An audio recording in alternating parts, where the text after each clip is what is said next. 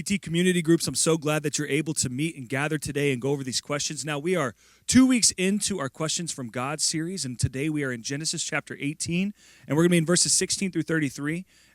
Just for the sake of time, we're not going to be going and reading through the passage, so I'm going to encourage you as a group to do that and to share notes that you took through the sermon. But still, this idea of having questions from God, right? That's what drives us through this thing. And today's question is there anything impossible for the Lord? Now, even as I was preparing for this, I immediately answered as best as I knew how, having been raised in the church, and I didn't have to think long before I came to the answer, no. Is there anything impossible for God? Absolutely not. But I was challenged this week as we started looking at this passage and started looking at God's question to his people, and I was challenged to think that maybe my answer was given just a little too quick. And not that my question was bad, not that my answer was bad, but that my answer was just quick in the sense that I hadn't really thought about what the implications of those things would be, or what the importance of that answer meant about my faith in my prayer life. You see, I think what happens a lot of times is we're too quick to drop questions like these just into the hypothetical category, where we just think, well, is there anything impossible for God? Well, no, we know that there's nothing impossible with God, so we're going to move on. We don't think about it much. And typically, honestly, this question that God asks may even sound hypothetical, but I believe that it doesn't belong in that category because I believe it really is a question of consequence. It's a question of importance, and our gut response to this question may be a reflection of what we've been taught, but I think it needs to go beyond what we've been taught and actually indicate the measure of our faith. And so when the question is asked, is anything impossible for the Lord? We may say, yeah, well, duh, no. But the natural follow-up question of consequence is, then why do we struggle to believe it? If nothing is impossible with God, then we have to ask ourselves, then why do we struggle to believe it? And to put this kind of into some context for us in this time, why do we struggle to believe that nothing is impossible when the world around us is crumbling? Or whenever our financial stability seems like it's falling apart beneath our feet. Or maybe when you're feeling the strain of functioning as a parent and a professional at home, and when you can't access your loved ones who are under quarantine. Or why do we struggle whenever we've just lost our jobs? Or in Sarah's case, or when you're 90 years old and God says, hey, you're going to have a son. God asks these questions not as hypothetical questions, but as questions of consequence.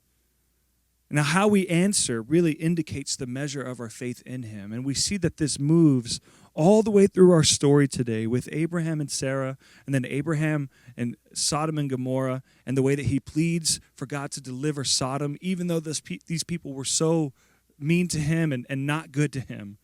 We still see that Abraham's response in that time is a reflection not of his faith in the people, but in his faith of the God who is able to deliver those people. And there's three things that we can learn that Pastor Chris taught us. There's these three things that we can learn from this text in regards to our faith and prayer life. And the first thing that we've been challenged to do is to ask for our city. And that means really to pray for the Rio Grande Valley. Right? This is bigger than any one church, and honestly, and hear me out on this, it's bigger than all the churches in the Rio Grande Valley. But it's not bigger than God. Now, thankfully, God chooses to use his church to reach his lost people. But one of the things that Chris said was so powerful to me, he says, for our prayers to be bold and our faith to be big, we have to ask beyond ourselves. And so as a community group, as a people of God, I challenge you to pray that God would show his grace and favor to all the people of our community. And the second thing that we can learn in regards to our faith and prayer is that we can also ask big, meaning that we should never underestimate God. Because what we see in the scriptures is that, Jesus himself said it, right? He says in Matthew 19:26 that with man this is impossible, but with God all things are possible. When we truly believe that all things are possible with God, that means that we ought to give our prayers faithfully to God and not shrink back because we're intimidated by the situation or the circumstance in front of us. We need to learn to ask for big things because we serve a big God who has big plans for his world, even for the lost people. And then the third thing that we can learn from this text in regards to our faith and prayer life is that we need to ask persistently. And it's really that simple. It means that we don't give up. That when we are tempted to give up. We need to continue to push through our breaking points and crash through those ceilings. And typically we are tempted to give up when things seem too big, but God is asking us the question, and it's a question of consequence. Is anything impossible for the Lord? God is good, and nothing is impossible for him.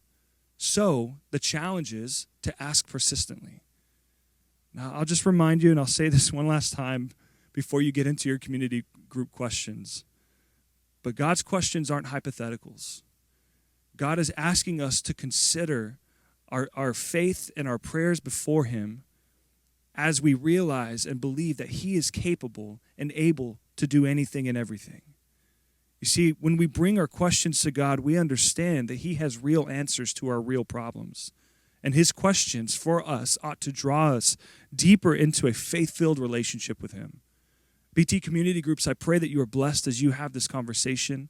I pray that as you read God's word together, that it would not return void, that it would shape you. And as you pray together, you would be encouraged with each other, encouraged by each other, and that even, especially in this time, that you would be motivated to see that this situation is not an intimidation to God.